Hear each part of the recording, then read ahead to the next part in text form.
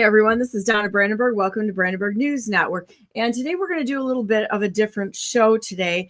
And I felt very strongly, I wasn't going to come on this morning, but I met a whistleblower and I decided that it's time for us to go big or go home. And honestly, this is probably going to be one of the most important bits of information that I have actually heard in a very long time. Not only is the information important, but we're talking about a person who's had attempts on his life to silence him. So if you can pass this on to other people, this is a very, very good way to support a very good person who has just decided that it's time to just spill everything and tell people what's actually been happening. So I'm going to invite James on. James is not his real name, but we're going to talk about some very difficult things. And of course, this is a no censorship platform. I'm not interested in building an audience. I'm interested, or a brand, I'm interested in getting the truth out there. And so we're going to welcome on James. Hey, James, how are you? I'm doing really well, Donna. Thanks for having me on. Good. And so I just met James recently, and he's associated with another very good friend of mine who's got a very strong military background and intelligence background, and brought James over to talk to me because he knows that I actually protect people and I try to help people who are good people. So we sat down and had a very long conversation. And I'm going to tell you what, if you don't think the deep state is real, and if you are in a position to tell the truth of what's going on, that they won't go after you, you're living in another universe. So where do you want to start with this, James? Because yesterday we started out with your background and some of the things that your background in your family, and then we can walk through this whole thing. I'm just going to leave the camera on because what we're doing right now is we're going live with this. This is going to end up being legal testimony, and it's an important process to go through. So go ahead, and why don't you tell your story? Thank you, Donna. I was raised in a family that had climbed a ladder inside of the Crow family out of Texas. My dad's brother is currently the largest hospital developer in America, and has been for 25 years. He sits on the Bush Center's board of directors, and he has close ties with the Central Intelligence Agency. Growing up, I didn't understand that about my family. I was a carefree child, full of love. And as I grew older and eventually sat down with him at his dinner table, he mentioned that he had invested into a virus. And what year was that? That was like 20 some odd years ago, wasn't it? Yeah, it was. It was before there was research done that was paid for by the Bill Gates Foundation in Madison, Wisconsin, around the year 2009. There was a Japanese scientist who figured out how to get an influenza virus to jump between a monkey and a human. And when that went down, I put two and two together. My dad's brother, according to a number of people I've met in the finance world, is very powerful. He and his best friend, Ted Kellner, they supposedly run the state of Wisconsin, and they have a lot of influence at the University of Wisconsin-Madison. In fact, Ted's name is on the football team's sports stadium. And so when I read that the science journals were starting to complain that the results of the work that was done at Madison was being published, they were complaining that the information should not have been made public. They were saying that a terrorist group could potentially take that information and use it against humanity. It was about that time that Anthony Fauci stepped in and took that information and moved it to Fort Detrick and into the military. And why was he doing that? I mean, what was going on here? Why did they move it away from the university and into the military? I believe that, at that point, the breakthrough had happened. They had proved that they could do it. And the idea of gain of function research became a reality. And so within the government construct, somebody decided that now they had something that they should take seriously and most likely work on themselves. Did your uncle, do you consider your uncle kind of a good guy, or is he somebody that you're a little wary of? I remember him at a younger age being very jovial and happy and fun and outgoing. I have some very good memories of him. I think because of his association with the Central Intelligence Agency, with the Bush family. The Bush family stays at his home yearly. And because of that, I think that he maybe lost some of his positive energy, some of his spiritual energy. And so in more recent years, I noticed when I was with him that he was much darker, much more reserved, not as happy. And I think he may have even been forced into participating in something like this. That's really too bad. I think there's a lot of people that get dragged into this once they start. It seems like they go down the wrong path, and once they're going down the wrong path, it's pretty hard to get out. Exactly. I understand how this world truly operates, and unfortunately, people that decide to pursue the power, the wealth, the large homes, the extravagance, once they obtain it, I believe it comes with strings that are attached. Mm-hmm.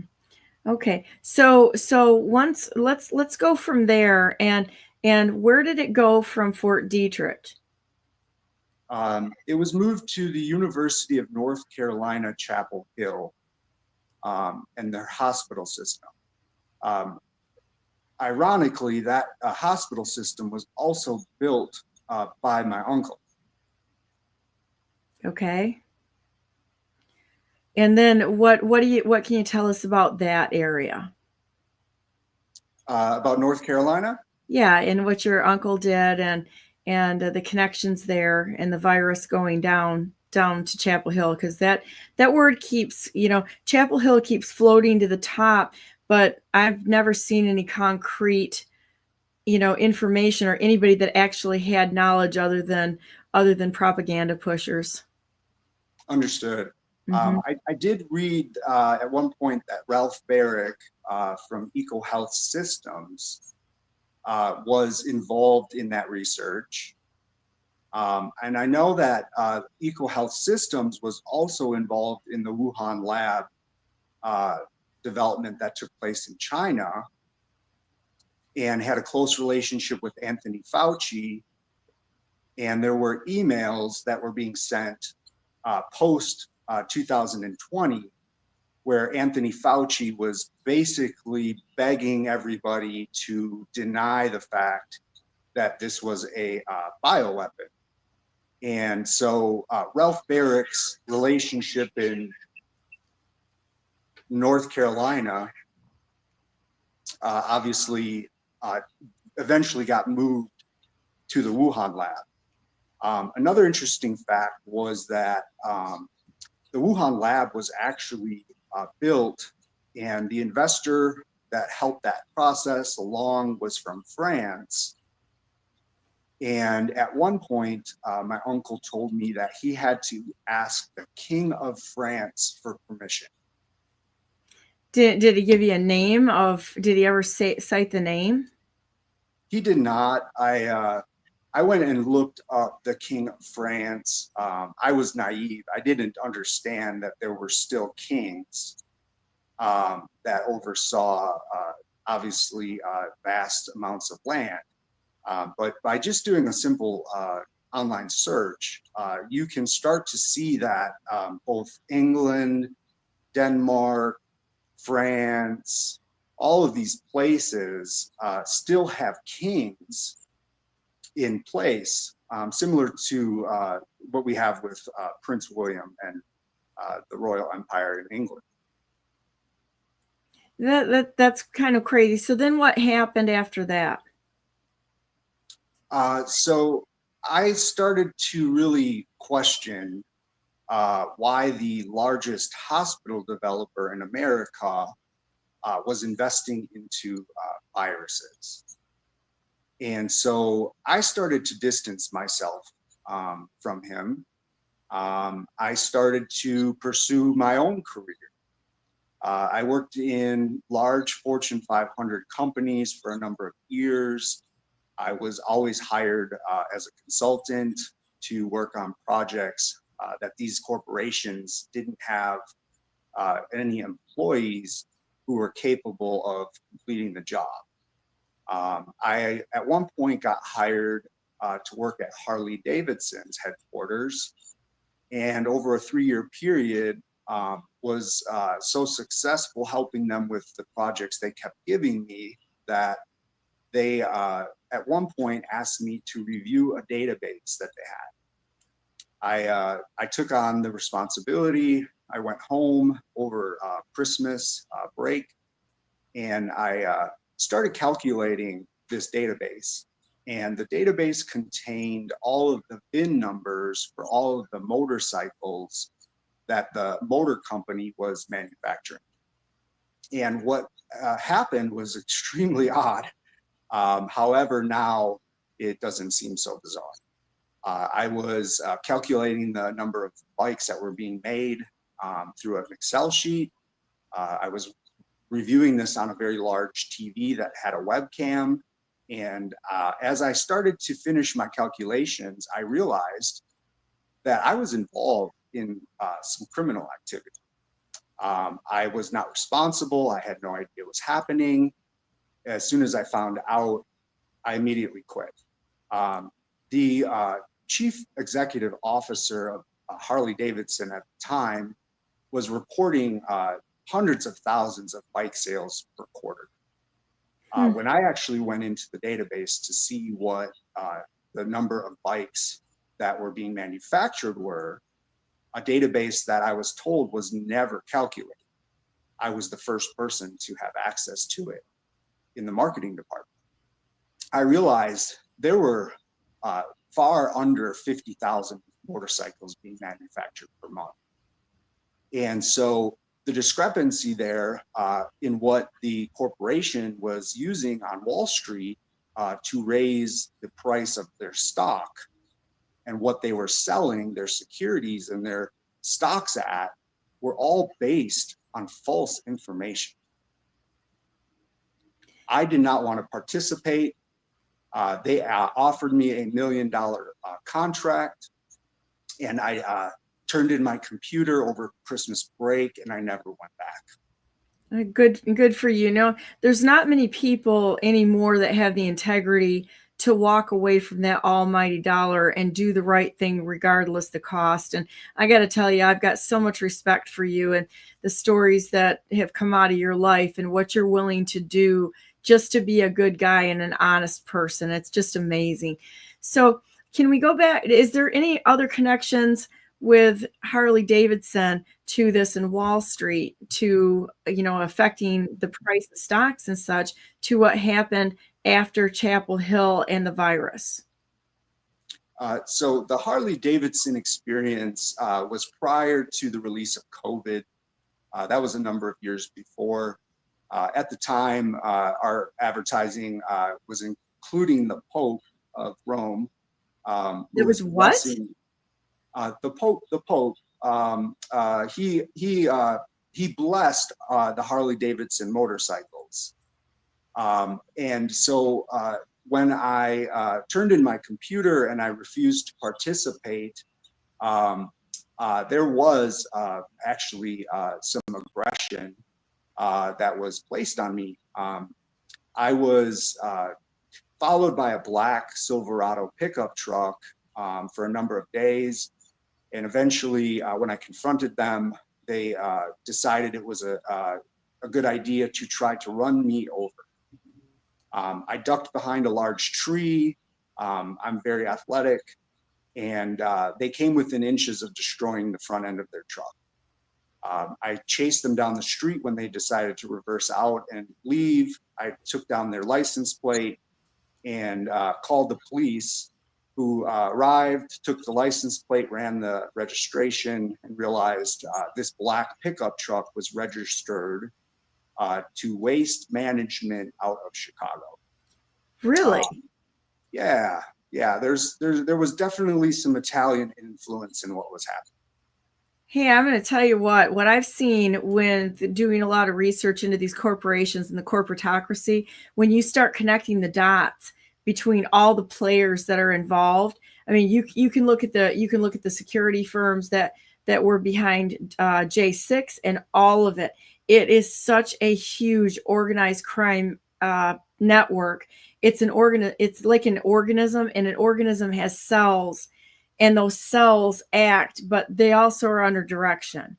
So now we've got waste management tied in with Harley Davidson and the vehicle that tried to unalive you, that tried to murder you at the spot for refusing to go along with this and take their bribe to cover up what they were doing on Wall Street.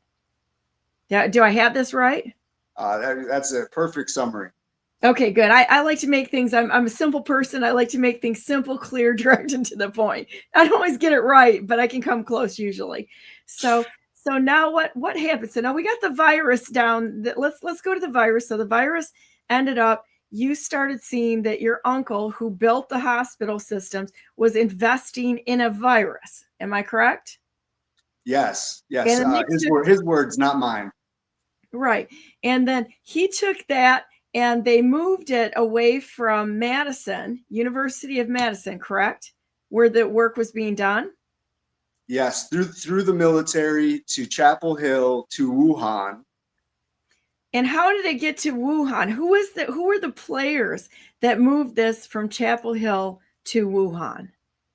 Barack Obama actually decided after it made its way through the University of North Carolina, Chapel Hill, that it was too dangerous to be researched and developed on U.S. soil, and he decided to move it to China. It was his direction. Now, did this come about where you got this information? Was it at the dinner table, with your family members that were involved in this? I mean, where did this information? What were the channels here? So that's actually public knowledge. If you take the time just to look online, all of this is documented. It's all there.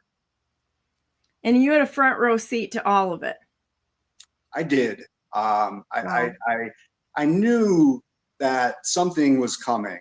And so I actually took some of my time to build a small semi-trailer full of building materials. I bought a piece of land in Colorado, and I decided when this virus was going to be released that I would have a safe place to go. I didn't know to what extent it would harm people.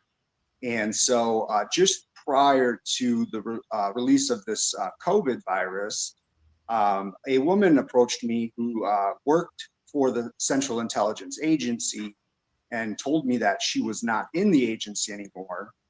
And she had to stay with me during this period of time. She and I went to the property in Colorado. And while everyone was told to go home, I started building a small cabin that I'd always dreamed of completing. I was 18 and I attended the United States Air Force Academy and did my boot camp right there in Pike National Forest near NORAD. And I bought a piece of land 2 miles from the forest, and I finished my dream of building a small cabin there. during the 2020 COVID outbreak. And so while I was living with a woman who said she was out of the Central Intelligence Agency, I actually learned that she was still in the Central Intelligence Agency. And so somebody, I believe, potentially assigned her to be with me when this happened. She profiled me and said that I have a tendency to try to save and help people. And so maybe she was there to keep me out of the picture. Out of the way. Your family couldn't deal with you, and so we're going to send you somebody to control you a little bit and keep you at least out of their way so that you couldn't inflict any damage points of truth on them. Is that correct? Absolutely. She So definitely where did did this not love go? me. What's What was that? that? She what? Oh, I said she definitely did not love me. I'm so sorry. So okay, so now you're out in Colorado. You've got this CIA chick from your family, your uncle, who built the hospital systems that are now having a CIA chick come out there and try to keep you out of the way. Yes. And And then what happened? well, I got to the point where I started learning that the powers that be failed to throw our country into a civil war. Humanity won. We did not allow the destructive nature of the news to overwhelm us emotionally. And so all of this news about protests and riots and shootings and buildings being burned that were floating through the mainstream news during that time did not elicit the majority of Americans anger. We all have the ability to be good, and so God won that battle. And then after the powers that be realized that they weren't going to get us to destroy ourselves, they started building quarantine camps. There were videos of them, mostly in Canada, and there was a plan. The governor of New York filed some legal paperwork, and the Supreme Court of New York actually decided it would be okay for a police officer to enter anyone's home in America without any due process, remove anyone they chose to remove, and quarantine them. And so when I found that out, I went to one of my best friends, and his father is a very powerful man, extremely. He is a political president, and he is someone who is definitely on the side of God. And he represents a large constituency of agrarian people. And so at that time, I approached him and I said, "Hey, they're planning to come and get people off of their land and take them to a quarantine camp if they are willing to inject themselves with this bioweapon." My friend's very smart, and he actually responded by saying, "We already know." And I said, "And?" And he said, "If they try this, there will be a civil war." Now this was the head of the dairy industry in Michigan, correct? In Wisconsin, correct? Yes. In Wisconsin. So once again, we have farmers protecting the population and trying to do the right thing, which I just love that. But they already knew. Now, how many of those quarantine camps did we have up in Canada with the socialist government up there?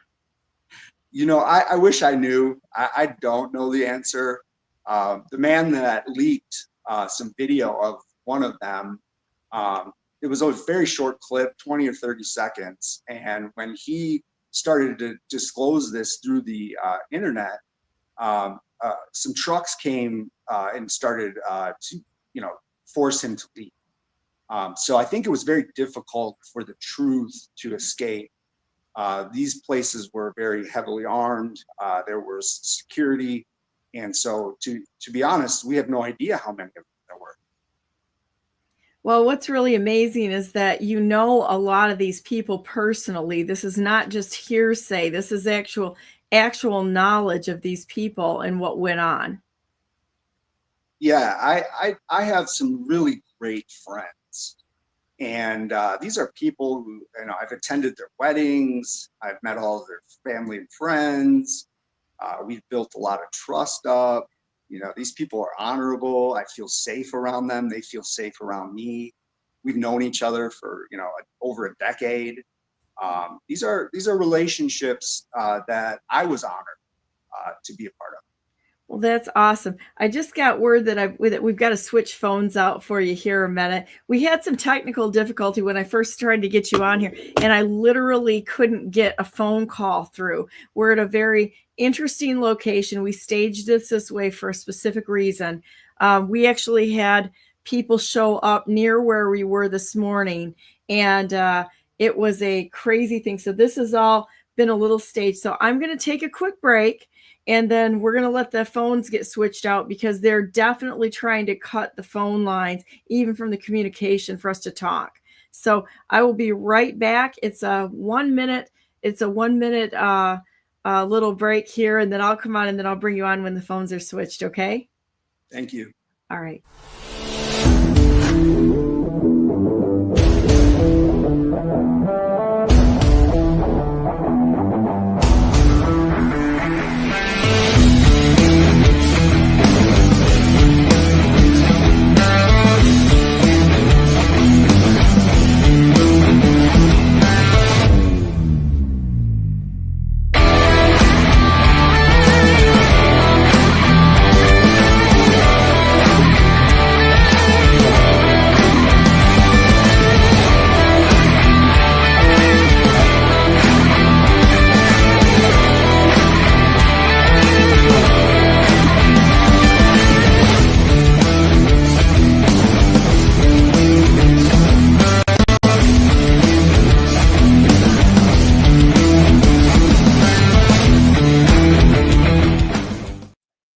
Hi, everybody. Welcome back to Brandenburg News Network. And we have a whistleblower on today with breaking news of somebody who was actually there at the time and was able to see the progression of the attack on the United States through a bioweapon, through COVID, and how all of the moving parts interfaced with each other and what really happened. So it's really interesting because it was his family that was invested in the virus, and he was able to see it and see what was wrong, and he walked away. And since then, he has had multiple attempts on his life, as well as the CIA involvement, which we can all say, y'all can go screw yourselves, because there's some of us that are willing to die for this nation, to do the right thing. And we are going to continue to talk until all of this is out there, until the United States is restored and that everyone is once again safe here. I'm going to bring you back on. I think it's framed a little off right now, but we can. Oh, there you go. No, it was framed bad in mine. So there we are. Okay, we're back again. So, all right. So now where are we going to go from here? Well, this is James, not his real name, but we're actually trying to make sure we get this out there and keep him alive so that these people are not attacking him and once again trying to end his life. So anyhow, where do you want to go with this? Well, just to reiterate the seriousness and obviously the fact that I was definitely speaking the truth. I decided to write a letter to my family just after I spoke with this particular group of farmers and realized they strongly supported. Right? I wrote a letter explaining how the development of this bioweapon had made its way in through channels in funding through Bill Gates in America. And I ended the letter saying to my family, but don't worry, God wins. And I sent that email. I knew that I was obviously putting my life on the line for freedom. And sure enough, 8 hours later, there was a car that followed me into an empty parking lot of an abandoned building. And three men got out in jeans, identical sweatshirts, and identical masks. And at that moment, I knew, okay, I obviously am speaking the truth. I'm putting this whole plan in jeopardy, and they definitely are willing to kill me to obtain whatever it is that they are all working towards. That was so what happened then? Because I heard the story of what happened after that. So now what happened? So they're following you in an SUV, correct? Yes. So I actually I was able to get away, and eventually they caught up with me in some white SUVs. I was staying at a hotel just north of Chicago, Wisconsin side border, and I woke up one night. I was sleeping in the hotel. I felt great before I'd gone to bed. But I woke up and I had sweats, and so I went to check my computer, and I realized there was a computer signal from a gas station that was extremely far away. Being a technologist, I understand that Wi-Fi signals only travel. And so I verified, that this was definitely a technological device that was being used against me. And when I went outside to confront these people, I actually at one point just walked off into a cornfield to see if they were, truly tracking me. And sure enough, they stopped their vehicle in the middle of the road. It was 10:30 at night. There was no traffic anywhere. There was no reason to stop. And they rolled down their window and they started looking out into the cornfield for me. And oh my goodness. At that point, I knew that my life was definitely, again, in danger. So at that moment, I knew that I needed to take this peacefully through the legal system. And so I decided to call 911. Upon an officer arriving, he decided not to support the Constitution. He almost immediately started inquiring as to whether or not I was carrying a weapon. At that moment in my life, with everything that was taking place, I definitely felt like my life was in jeopardy. I asked him if he would help me, and he just responded with another question. Do you have a weapon? This went on. He asked me 8 times. Eventually, he put me in handcuffs, patted me down, didn't have a weapon on me. He took me and he kidnapped me, and he locked me in the back of a squad car. And I ended up having to spend quite a bit of my life, almost 3 years, inside of a corrupt courthouse, fighting for my freedom. And during that time, I would come back every couple months to Wisconsin. And every time I came back, I always had to be, cautious of somebody attacking me. There were a couple of times when I was disturbed at night by people who would try and, have access to me. I always had a sense spiritually when that was going to happen. It was really an amazing experience. And because of my quick thinking and my quick feet, I would always escape these tents. And I would always survive, and I'd always live on to continue to try and help humanity. It was during that time that I started sending a lot of evidence related to this to the district attorney of Wisconsin, who was fighting me and trying to take away my freedom. And when I really started showing the evidence, their demeanor changed. They started to offer me the ability to take a deal.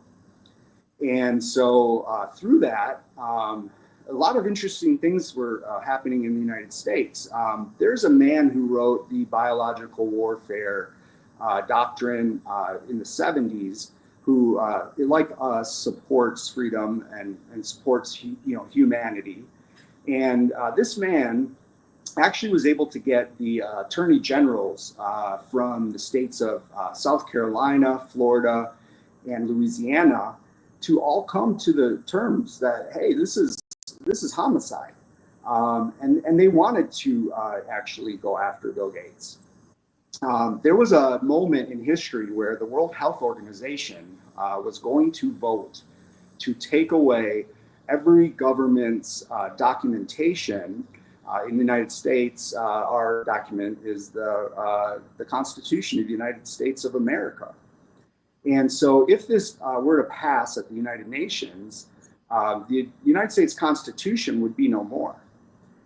And fortunately, because of this angel who understood that this was a biological weapon and his efforts, the state of Louisiana voted unanimously that they would not accept any World Economic Forum, United Nations, healthcare related law that would override their Louisiana state law.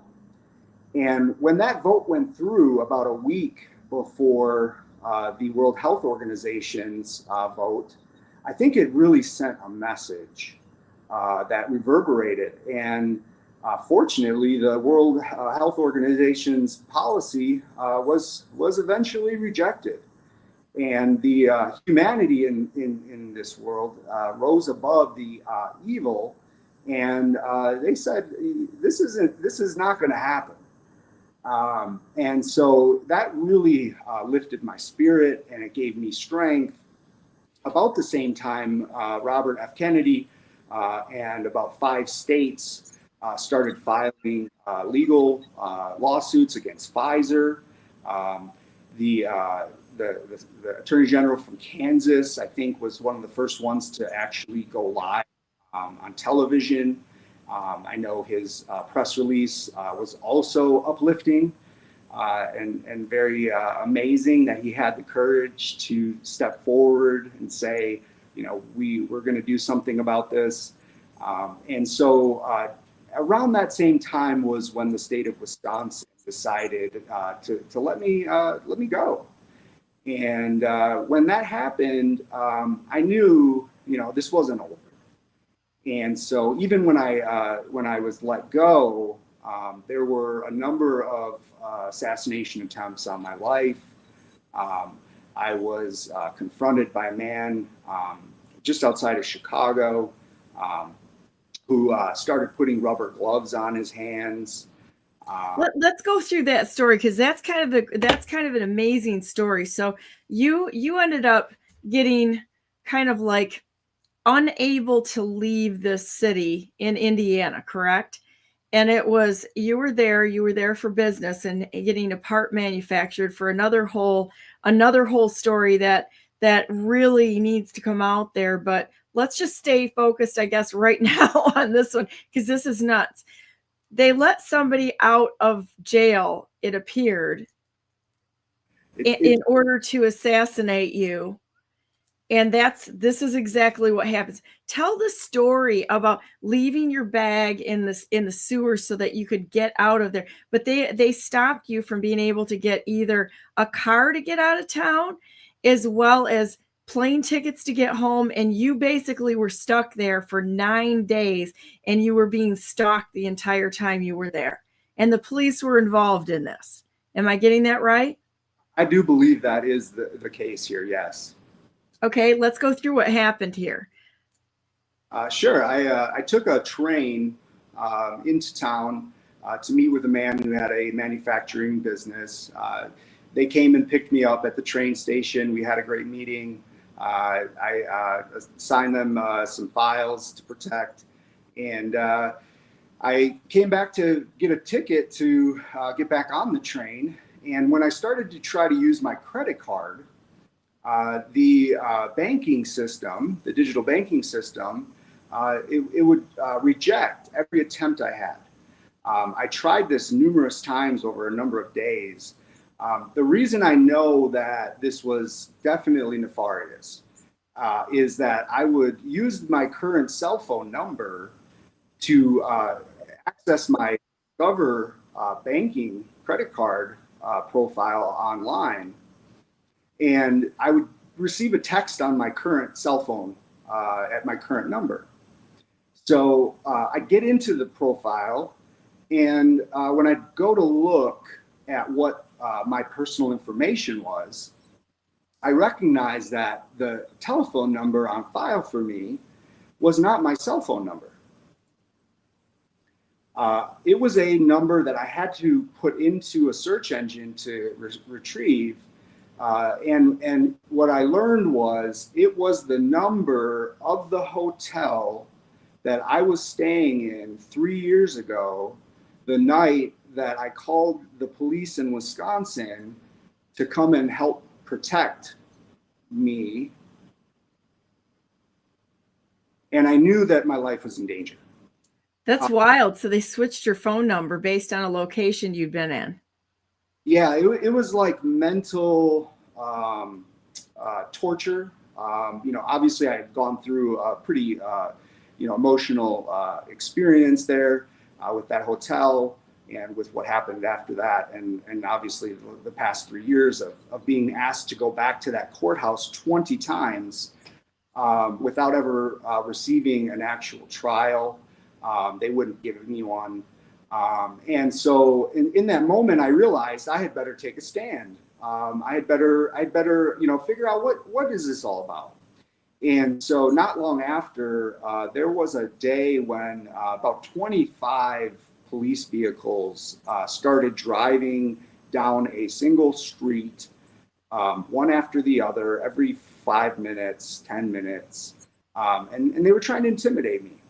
At one point, they did send an officer to me. I was on a piece of land that was like a park, and I was exercising and I was stretching, and he approached me and said that he was going to arrest me. And so I said, "Get out of here! You have no right to arrest me. I'm not doing anything illegal at this point." And so he did. He left, and then it got a little bit crazier. I started walking to another area just to kind of see more about what the city was all about. At one point, there was a man who was passed out on the side of the road. Two other gentle souls and we helped call an ambulance, and we got him back to a hospital where he needed to be. And later on in the afternoon, I was walking through a park, and a police officer approached me and he said, "You better get out of here. It's going to flood tonight." And then I continued to walk.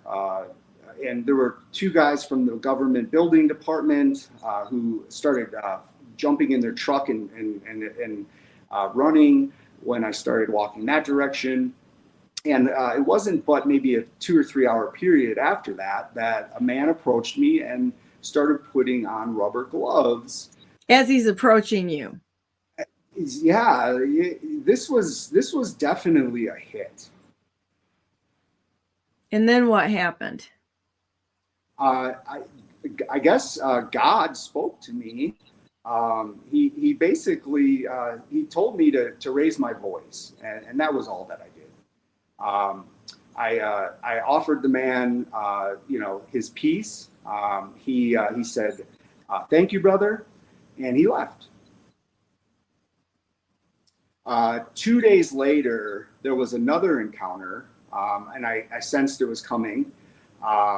Another man approached me aggressively in an area that there was no reason for him to be. And again, I walked towards him to let him know that I wasn't afraid, and he walked away. And he started yelling towards two cars that had pulled up, and the individuals in the car weren't responding to him, and so he knew that he was alone in whatever he was attempting, and he walked away, and so did I. I left the scene. I walked down a couple of blocks. I gave myself some time to allow these men to realize that whatever they were up to whoever was directing them to do this was unsuccessful. And then I decided to walk a couple blocks towards where the main street was, so that I had the ability to determine, if my life was still in jeopardy. And so when I arrived up to the main street, there was a nightclub that was bustling. It was a Saturday night, and there was a man who was speaking in Eastern Slavic. The same two cars that had approached me a couple of blocks away, they were parked out front. And I decided that, I was going to continue to just walk away.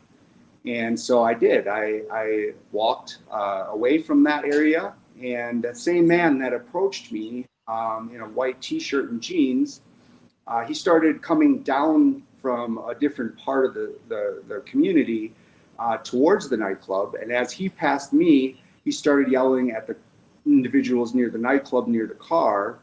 And I just continued to walk straight forward, and he decided to move out of my way and walk across the street.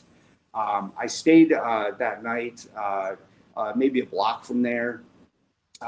Then woke up the next day, decided to go get my daily coffee. And as I walked a couple blocks, 2, 3, 4 blocks from there, there was a crime scene. And there was no evidence tents. It was just a group of police officers standing around. One of them had a mask on. And I just walked past there, went to get my coffee that morning. And when I sat down in this coffee restaurant, 2 women came in and sat at a table next to me. And they took a high interest in me. Through these conversations, I learned a lot. They said that there were 8 white males that had been murdered, all in the same fashion that the supposed individual who was murdered in that, that was the result of that crime scene. They were all being hit over the head with a cement block.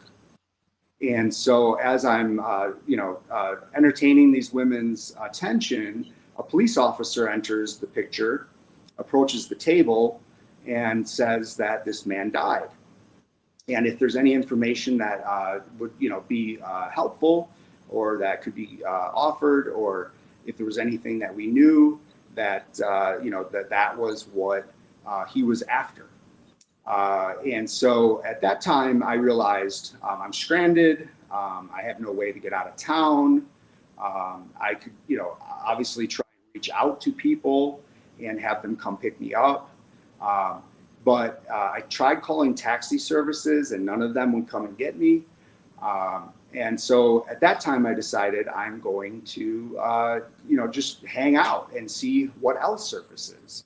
I felt comfortable enough in who I was and with the current situation that, this was obviously something that I should probably learn more about.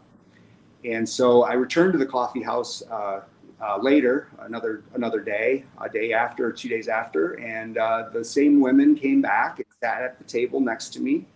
Hang on, James. Hang on a second. This is interesting. It looks like the feed is freezing up.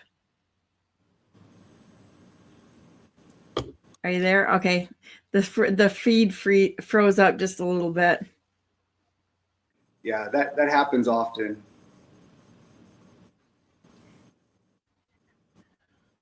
Are you there?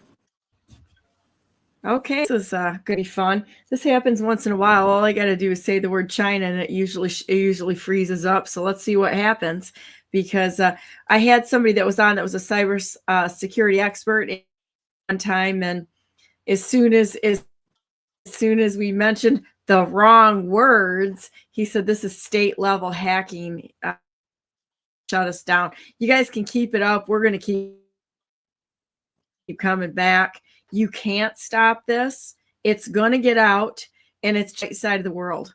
So, okay, let's see if it'll go now. Let's see it. Is it going okay? I can hear you. Yeah. Can you hear me? Okay. Sucks to be you, CIA. We're going to keep going. We all know who you are. I've got good connections and they know who you are too. So, all right, go ahead. Can you continue on? So these women, they said that the cartel was actually murdering all of these young white men. And who was? The cops were? They said the cartel was.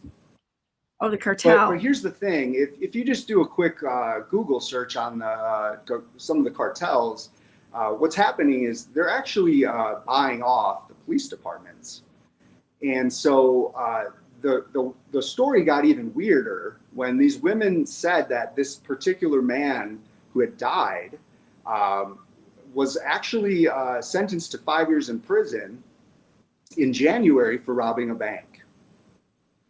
And so I was questioning why he was out of jail, and you know how that the cops' behavior, kind of knowing where I was and approaching me, you know how this all sort of was intertwined.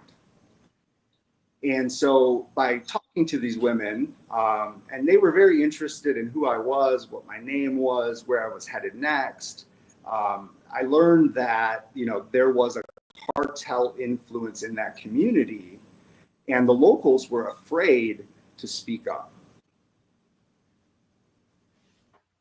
At that time, I did finally decide it was probably time to go, and so I was able to obtain a train ticket through a friend.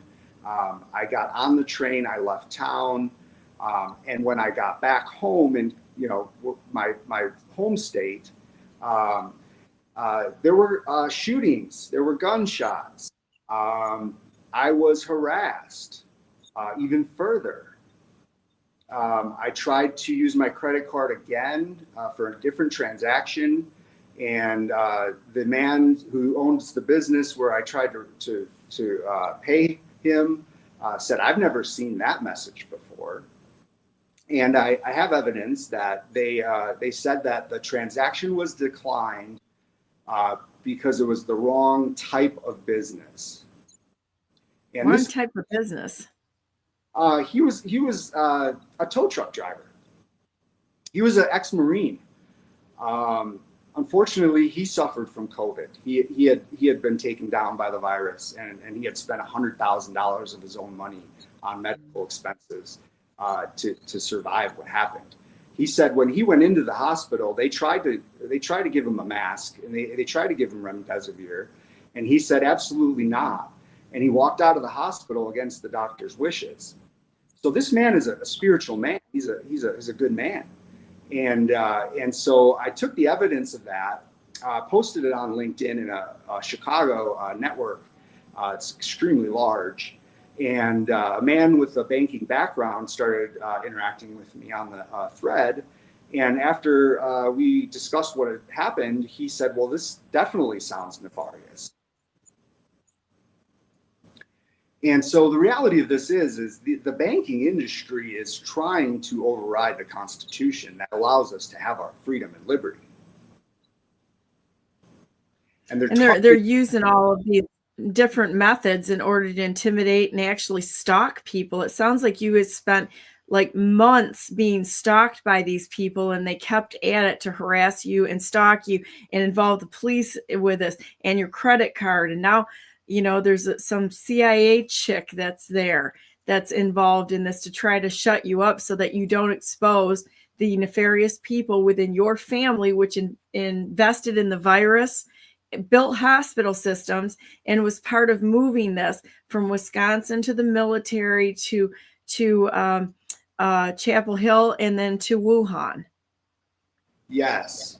And the beautiful part about this is recently I saw that there's now the immunity of individuals that are also associated with this over in Switzerland legally being removed.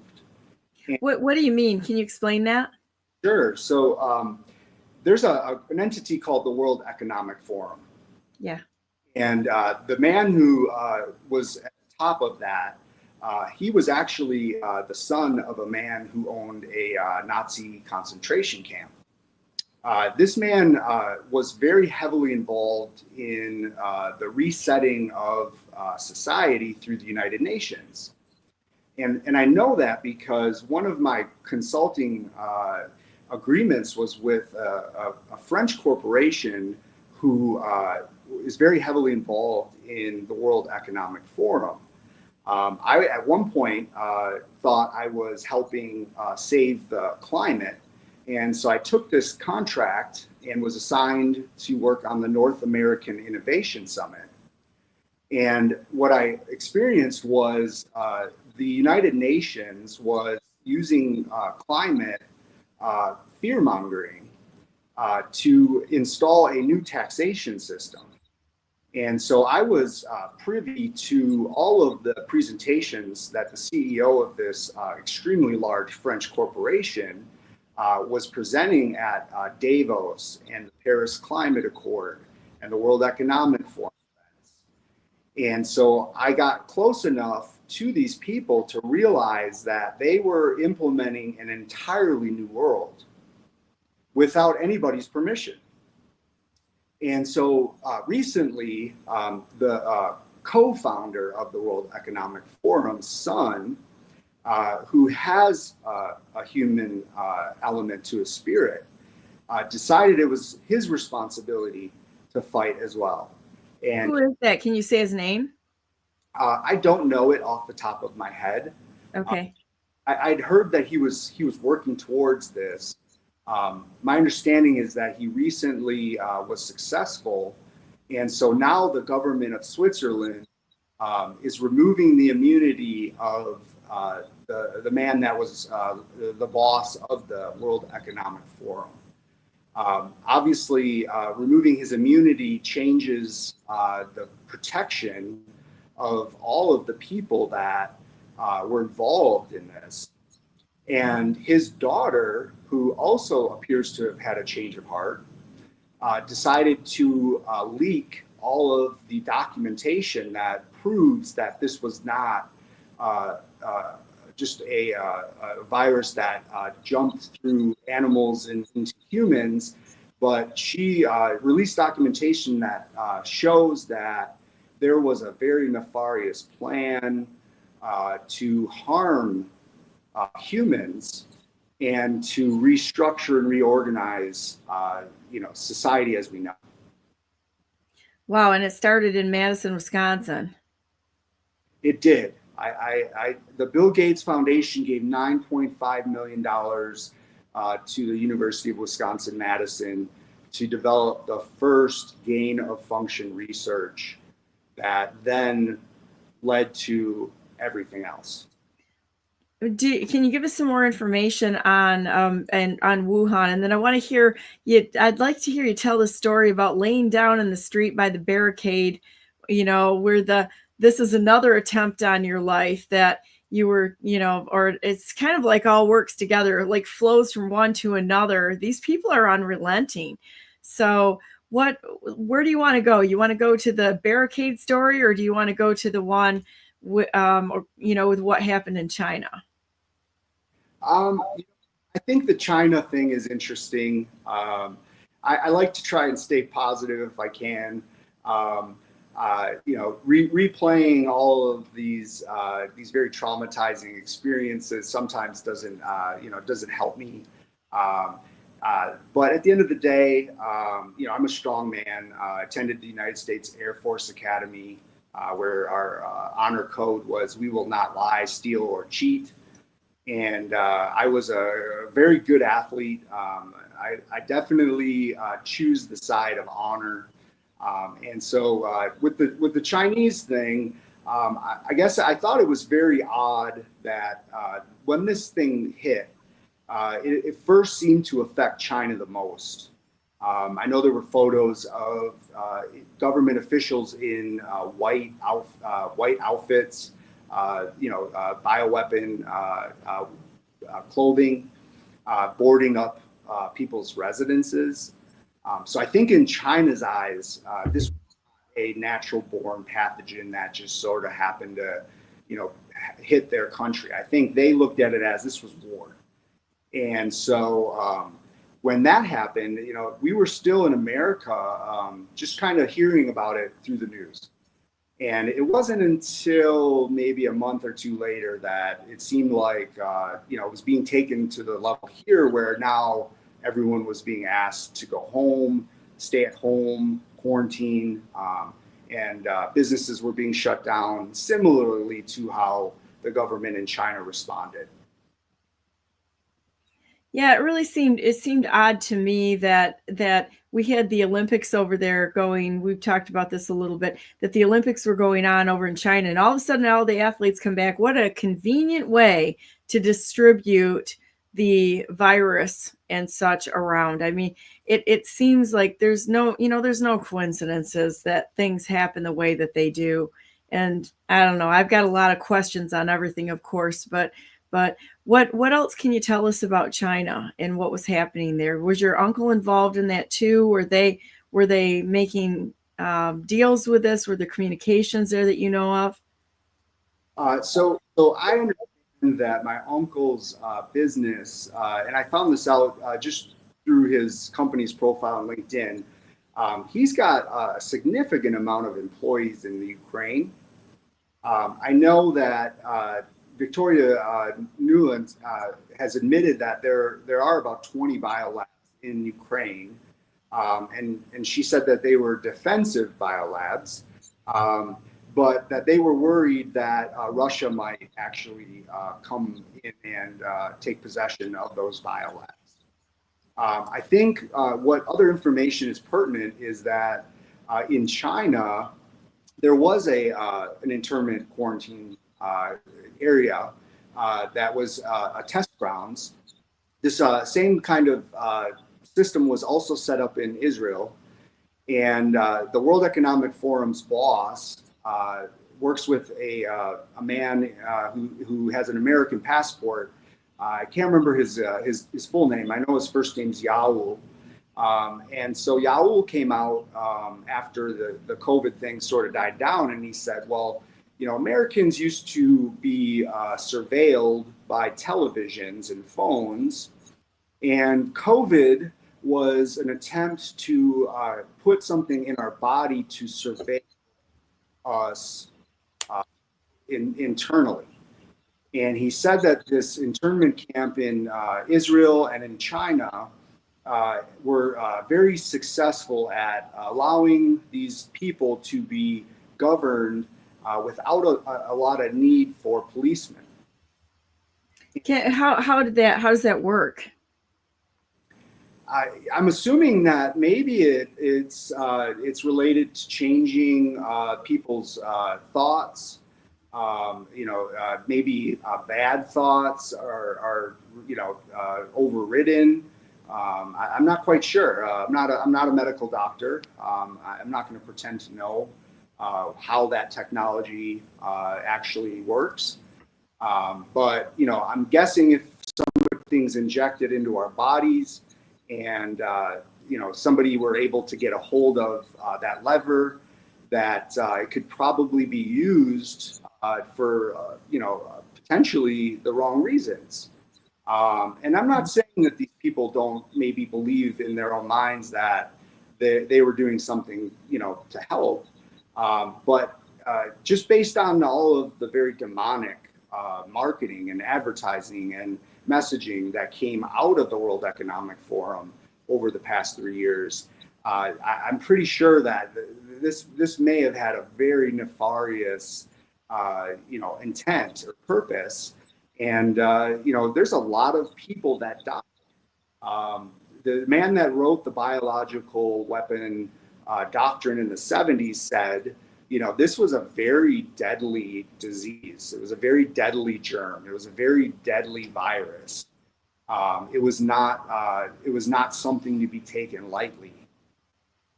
Have you had much communication with your uncle or your family since then? And was there any more interaction with the CIA chick? So she departed my life. I asked her to leave. So she is out of the picture. And then my family, I I've spoken with here and there with a few relatives that I have a good relationship with, who I think always knew that I was a very, honorable man. But no, I decided, when this went down, I decided, that I was going to have to fight this myself.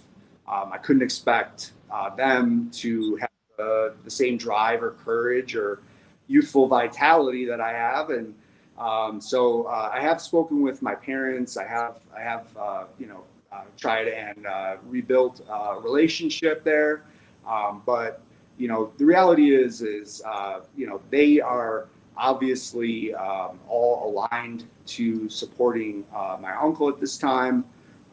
He has always been the patriarch in our family, and so I've relied more on friends and my network for the relationships and the socialization and the love and the trust.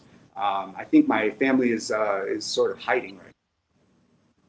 Well, they probably should be hiding right now if they were involved in investing in a virus and moving it around for deployment and in bed with Barack Obama, the Kenyan, who, absolutely needed to be absolutely investigated. But this goes further too. I mean, when you look at the university system involved in this, as well as the hospital system itself, this is a huge crime syndicate. It is. There was a time in my life when I helped one of the families that's very closely associated with my uncle. I was assigned a mentor. My mentor was an intellectual property attorney, and he helped build the digital banking system here in America. His work led to today about 80 to 90% of the digital banking transactions that are done. And so my mentor brought me into this group of people and said, hey, help them build a software app. And so I did that. And what it eventually ended up leading to was they tried to steal my intellectual property. And they went and filed a civil suit against me to do this. And when I reached out to a friend whose father is a very powerful attorney, his father said to me in his office, "You'll never win. These people are associated with the Central Intelligence Agency. I can't represent you. Politically, I'll lose my license." And so I actually ended up fighting them myself, pro se, and was able to turn the tables on them. They didn't realize that I had the courage to stand up to them.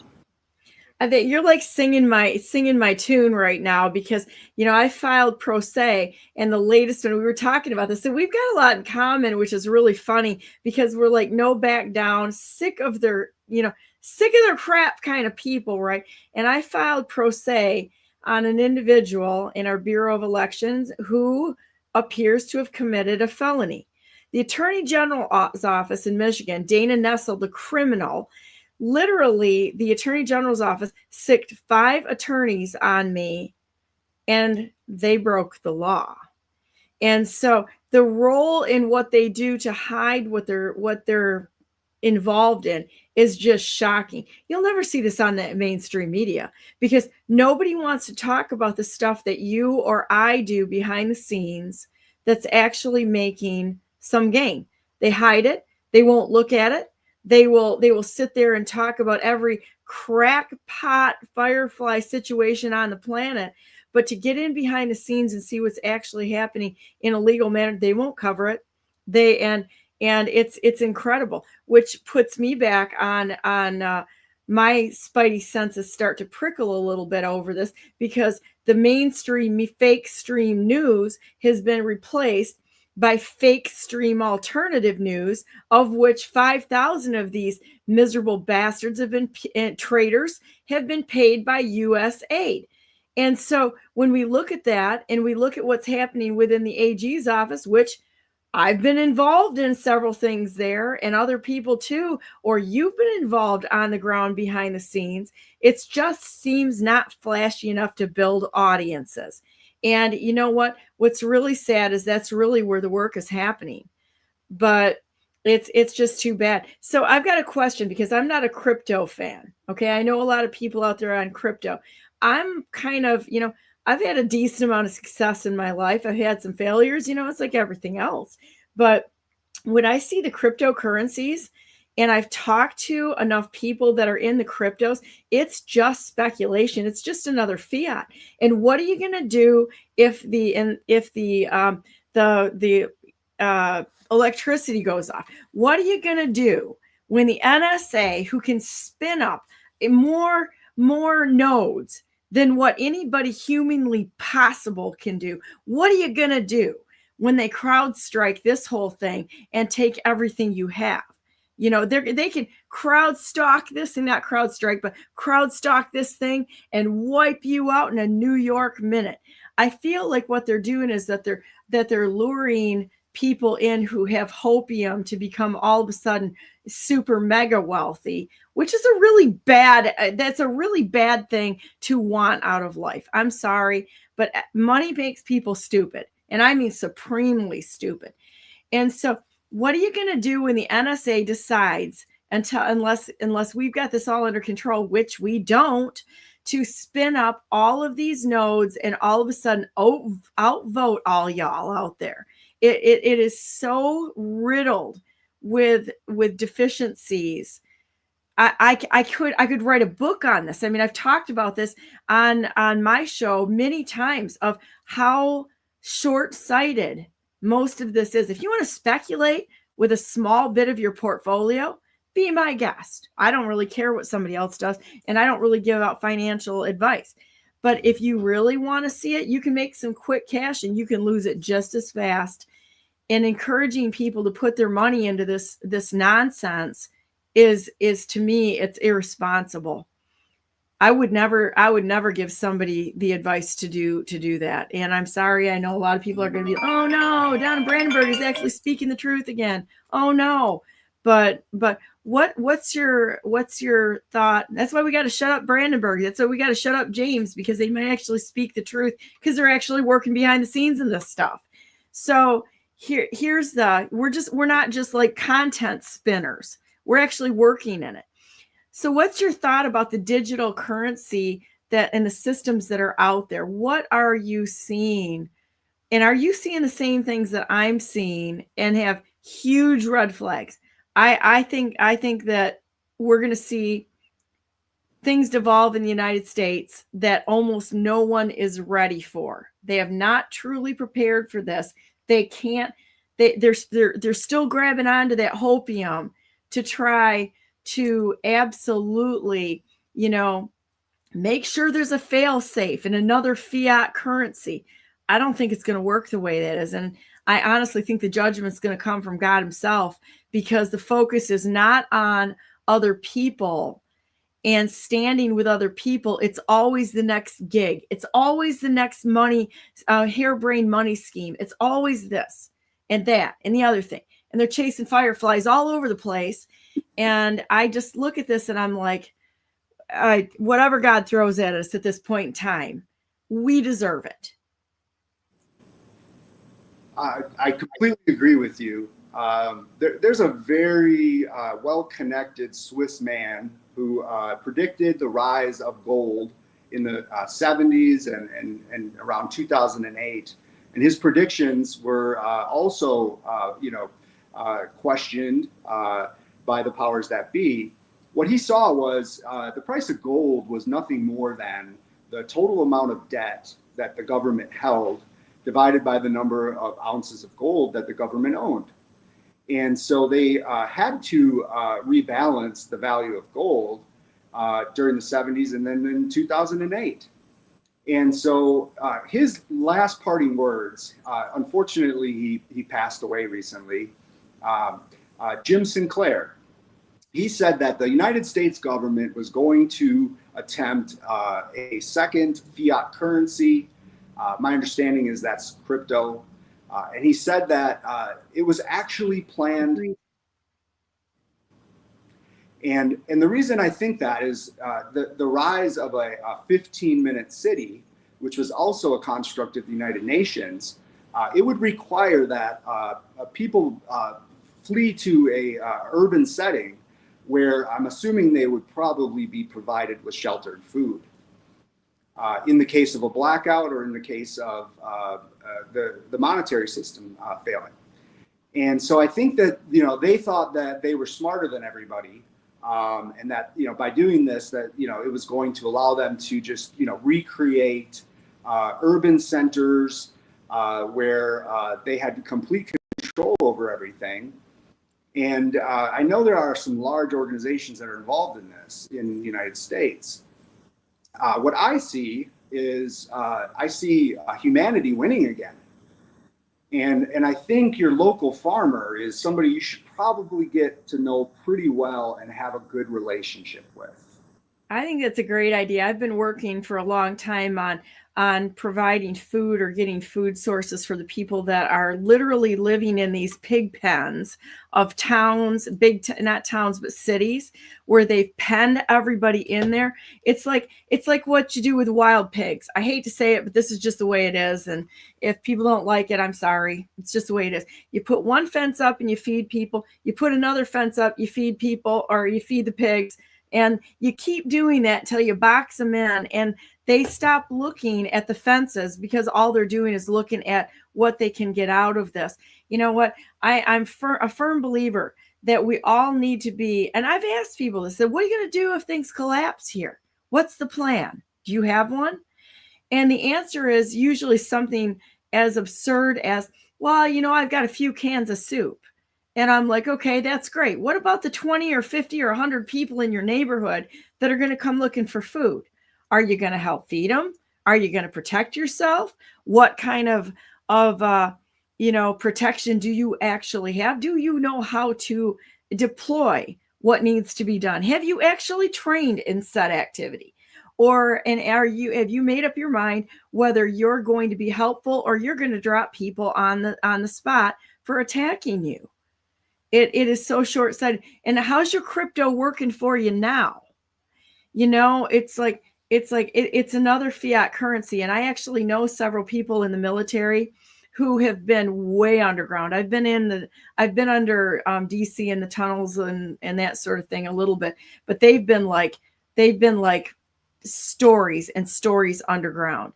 And the story, and I know these people personally, just like the people that you're talking to, they're like, there's so much gold underground that it is like, so what happens if they open this up and decide to flood the market with what's actually there, and they stop this whole nonsense? The same thing with gas and oil. I'm one of the only female pipeline company owners in the United States. What do you do when you all of a sudden break down the lies that have been put forward by the Rockefellers and everything?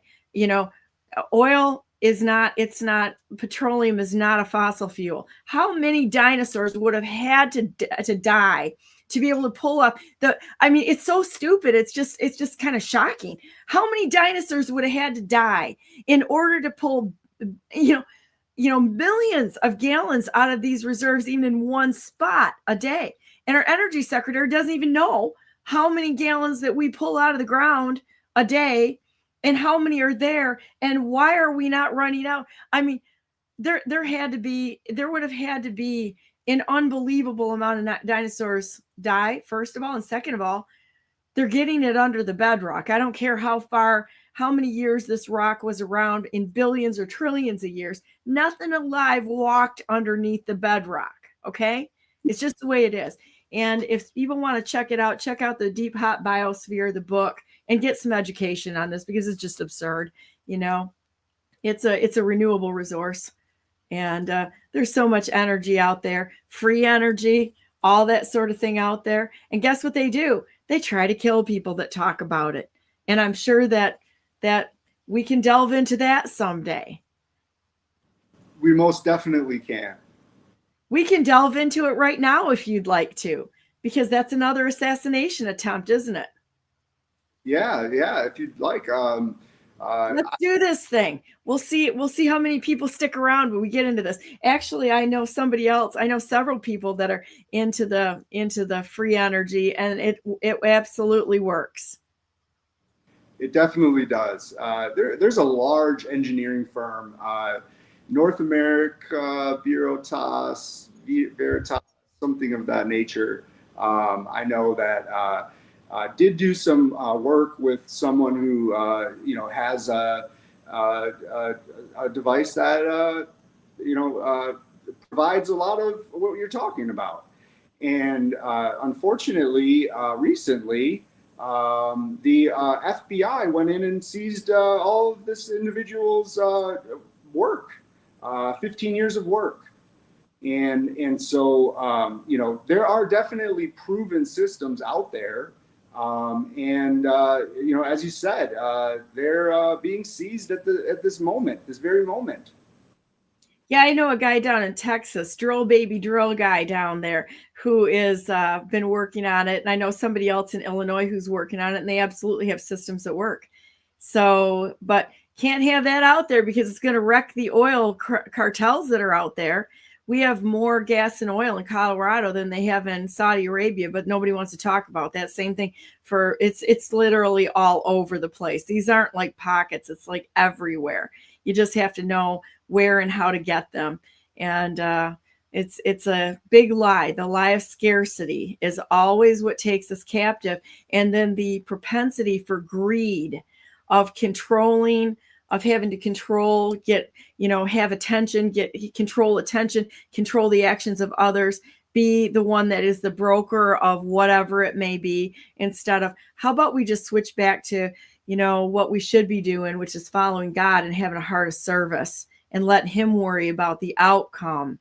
Because, and I think that that's a conclusion that both you and I came to probably many years ago, that we don't have to control the outcome. We know who controls the future. And that's good enough for me. Absolutely. The universe is in control. God's in control. God's in control. And the outcome is going to be what it's going to be. And nobody can end our lives, no matter as many attempts as you've had on your life.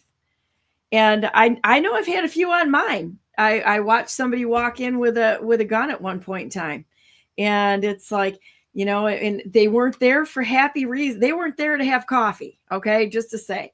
And so it's kind of amusing. It's amusing when you actually are out in the fight and working with these people and seeing what their reactions are and the outcome. But just like the Bible says, you can walk right through the middle of the fight, but if you're protected by God Almighty, the Holy Spirit, through the blood of Jesus Christ, you're going to watch him fall on your right hand and your left hand.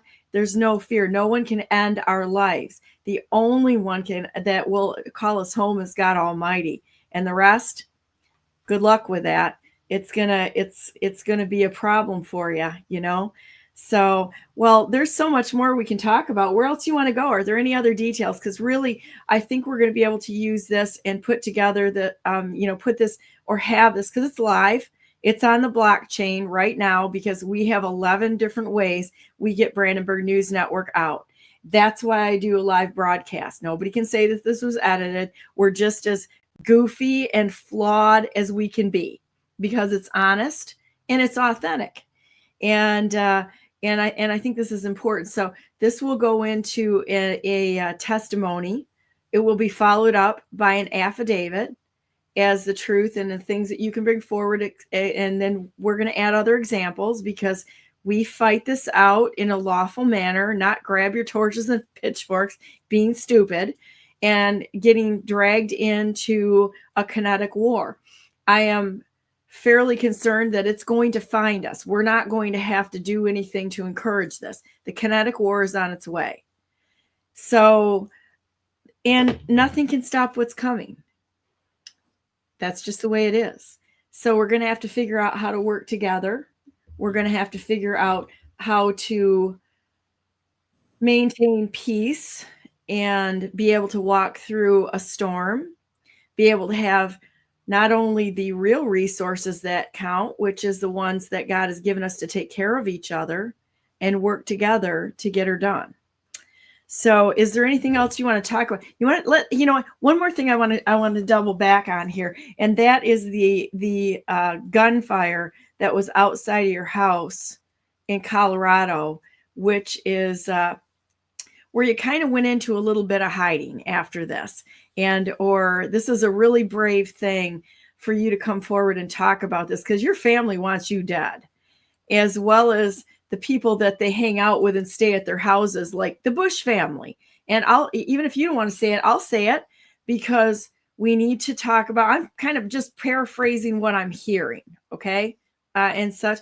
So what happened at your house with all the gunfire? And can you talk about any of the other people that were involved in this situation? It's up to you where you want to go. Yeah, so I spent quite a bit of time in Colorado, and got to know some very powerful people over there in Aspen, the judges and police officers, and I learned some really dark stuff is going on over there. In fact, there are traffickers that are currently being arrested, and so. Shortly after I learned about all this, I kind of removed myself from the situation. I really wasn't comfortable, and like many times in the past, when I know something I shouldn't and I remove myself, I was at home on a Sunday in a very beautiful animal sanctuary. There's no gunplay over there, no hunting, and white pickup truck decided they were going to pull up right next to my property, and they proceeded to shoot off. It was a significant amount of ammunition. I'd say well over 1,000 rounds over a 6-hour period. And at the moment, I just stayed in my house, and I realized, this person has a very weak spirit.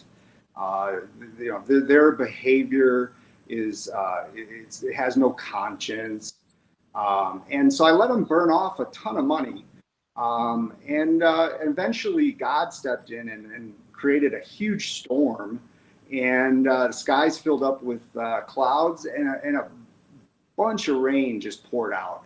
And as soon as that rain started pouring out, they packed up their things and they left, because whatever they were trying to do isn't going to affect my spirit. I looked at them as being childish. It was childish behavior. Trying to intimidate you, you feel? Oh, 100%. So are there any other circumstances that you want to talk about here so that we can get this on record? I think we covered some pretty good ones, and I feel like this was a great moment in my life. I want to thank you for offering me the opportunity to be here. I think the most important thing is the reality of our situation is we need to love our neighbors. And I think when we love our neighbors, we build up trust, we build up honor, and no matter what comes our way, we're gonna choose to help each other. We're not going to turn on each other, and we're not going to do what these people want us to do, which is harm ourselves. There's no reason to. We're all beautiful people. We're all amazing. We're all worthy of love. So as long as we keep that in the forefront of our minds, we're always going to choose to take care of our neighborhoods and our communities, and the farmers are going to take care of us. And we're gonna make sure these people realize that their effort is in vain. Yeah, I think that's a beautiful thing to say. There's a lot of people who don't understand what a true spiritual battle we're in. This is a spiritual battle, and you can see, we could probably go into that in another show, because we've had some wonderful discussions about what it means when we talk about the dark things that are going on. And we've got a Jeremy Smith, vote no on Donna Brandenburg for governor. Thanks so much. That's fantastic. It's like, who would want that job? You'd have to be an idiot listening to all the naysayers, bitchers, and complainers. I just decided to try to help. Okay. So, you'd have to be insane to want a job like that. But at any rate, it's kind of an amazing thing to see how the war that we're in is truly unconventional warfare. The goal is to capture people and their minds. If they can keep everybody focused on the things of this world that don't matter, instead of approaching it as a servant with a servant's heart to help those in need, drop what you're doing and make your life not quite so important, but drop whatever it is and do what is in front of you that God places there, so you're not distracted by these things that create the desire and the lust in our hearts for things that are temporary. There's no happiness in those areas. It's an empty pursuit, totally empty pursuit that ends nowhere. And for those of us who have been in the fight for a very long time for the right reasons, I don't think that you or I could be bought off, paid, or intimidated. I know you can't. You've certainly, we've had enough discussions too. And I just got to tell you, I am so honored that you would consider me worthy to put this information out there and to be able to give your story, your testimony, and your evidence against your family and all those that are in place, that you would even consider me worthy to come here and talk about your space. I mean, everybody, he's a very nice person, very, very kind person, and who has been through literal hell over the past years. And you know what? Nobody really showed up to help. I find that to be absolutely tragic, which puts me in a position to call out a lot of people that I find to be involved in reprehensible behavior of just trying to build themselves up instead of actually reaching people out, reaching out to people and taking a risk because it's just the right thing to do. I'd like to see a list of all the cops involved in this that were involved. I've got a pretty strong list in the state of Michigan here going, but it's like growing. And I'm actually friends with people in intelligence and a couple of admirals and a few generals and that sort of thing. Bet your life that every one of those people is on a list and in their hands.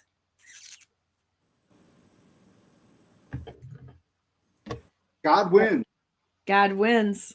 Get on the right side and fight for the United States with no regard to what you're going to get out of it. That's a disqualifier, immediate disqualifier for sitting at the table. So, anything else you want to talk about here? I wish people could comment more. And there's a few comments here. I see some. I see a few people that watch the show, because I get to watch all the different feeds, and it's kind of interesting to see people. But I really just wanted to document this for you, because God forbid should something happen, we're going to document every single person that's in this horrible the assassination attempts and everything that's happened on James. And if anything happens to him, guess what? There's an army of us that are going to make sure that justice is served. And it's not going to happen on our watch. Thank you, Donna. Yeah. So, well, I'm going to go ahead, and I always end the broadcast with a prayer. I truly believe that God needs to be first and in front of every single thing that we do, and ask blessings on every single person here. Tell people, please turn to God right now. This is probably the most important time of your life to actually, let's call it out for it. It's not the universe, it's a person. And he is a person, and he's here all the time. There's nothing you can do that's outside of his purview. He knows our intentions. He knows our hearts. He's always known that. He's pretty patient, more patient than what most of us would be. And he's here to help and also guide us out of our own selfishness and stupidity. Okay, we do it to ourselves. It's all of us do it. So, and he can help us out of all that. So let's say a prayer right now, because, I just really want to call upon God's blessings on you and this entire nation, everybody out there who is so lost and struggling to find meaning and peace in different ways, and realize that they have intentionally attacked us in order to steal our freedoms, our natural resources. And there's a poke to the DNR, not the Department of Natural Resources or any of these people. They're all after the natural resources. This is what they're actually after. It's always been the same thing. And to get rid of the useless feeders that they just want out of the way. And they're not above killing. They did it in the state of Michigan. They did it all over the United States. They're murderers, there's liars, they're cheats, and they're on the wrong side of the track. And we have this is an amazing time to be alive, because we're being sifted right now, and it's God Almighty that's sifting things out. We're going to see who actually stands to the end, and not for some pretended social justice warrior nonsense. It's for, are you willing to stand with him no matter what comes? Or are we just out for our own survival, covering our own tails? Well, if they're in the government covering their own tails, not going to work too well. It's not going to work. We're done with this. And it's going to be an interesting time to be alive. And I think the next few months are going to be especially interesting. So let's say a prayer a minute and ask for God's blessing. Dear Heavenly Father, we love you so very much. And we're so thankful that you're willing to bring people together who stand on your truth, your word, your promises, and stand in love for you, because we know you, we walk with you, and we're here to do whatever it is you ask us to do, to take care of your world, your business here, your good purposes, to defend and to stand in the gap when people are lost. We love you so much for being an example and always giving us a way to turn to you. And when we ask your forgiveness, you're good and right, and you forgive us, and you set us back up on our feet again, just like the good father you always are. You know what? It's I feel like we're 2 years old sometimes, and we fall, and you just believe that we're going to do better and we're going to learn. And you stand us back on our feet again, and you smile, wipe our tears, and continue to watch us grow and learn. I'm so thankful that you protect us from this evil that's out there, and we have nothing to be afraid of, because you're with us all the time, protecting us and guiding us in whatever way that that your good purposes are. With that said, also, we're willing to do whatever it is you ask us to do. We're not asking for an easy path. We're asking you to give us the strength and the feet to walk the path in front of us. However it turns out, we give you our lives, our fortunes, our treasures, our connections, everything. And we lay that at your feet, because this battle is yours. It's all about you. We're just willing to follow you. Thank you so much for all the good people that are out there. We ask for your blessings on everything that they do, that you would bless them, that you would heal all the hurts in their hearts, that you would give them your favor in every single thing that they do, and that you would send them a legion of angels to protect them and walk with them, so that they can see the miracles flowing from your hands, which brings all the honor and glory, not to us, it's only to you. And we're humbled, we're grateful, and we are just totally in love with you. You've been a great friend to us, and we want to be a friend to you. In the name of Jesus Christ, our Lord and Savior, we pray. Amen. So there we go. So I'm going to let you have any last words that you have to say, and we'll go on with our day. And I'd like to have you back on again, because I'm the first interview I do with people is always good, but the second one is better, because everybody gets used to what we're talking about, and it becomes comfortable. It's like just having coffee with a friend. That would be great. Back, and for everybody that's watching this, I just want you to know that you're loved, and I hope to someday encounter you and befriend you. Thank you for taking the time to listen to this story about a lot of very interesting things that obviously are now going to change. and they're going to radically change.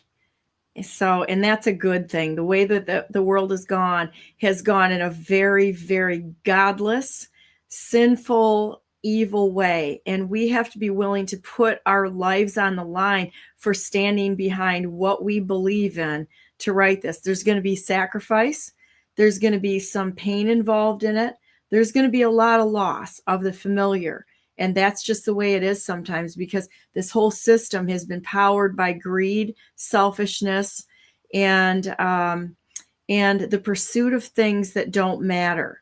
We need to remember to put each other in our purview all the time, of that we are God's children. He created all of us to stand together and to stand with each other, to stand for those things that are spiritually enriching, and to learn to be more like him. And that's the path ahead of us. Those that choose not to take that path are probably going to find a very, very hard landing at the bottom of this. If we focus on each other and just being helpful when we see people who are suffering and doing the right thing, it's going to be a great future. For those who think they're going to just protect their own assets, amongst other things, it isn't going to work well. That ship has sailed, and now we're on God's timeline now. He let us walk on our own, and we failed.